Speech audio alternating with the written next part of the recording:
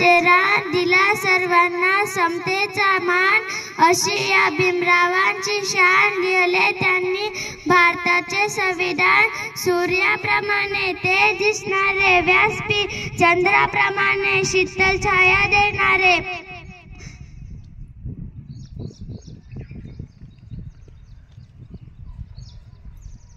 शीतल छाया देणारे, परिचय आणि चांदण्याप्रमाणे चमकणाऱ्या माझ्या मित्र मैत्रिणींनो, सर्वांना माझा नमस्कार. माझे नाव नम्रता आहे.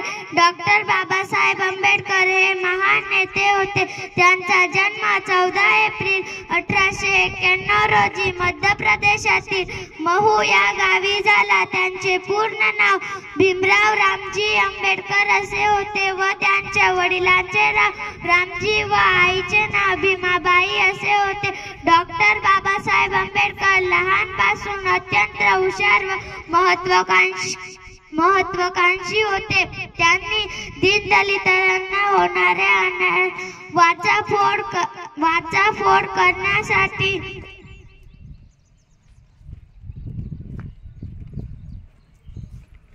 सत्याग्रह केले. त्यांनी दीनदलित श्रमिक शोषित करण्यासाठी.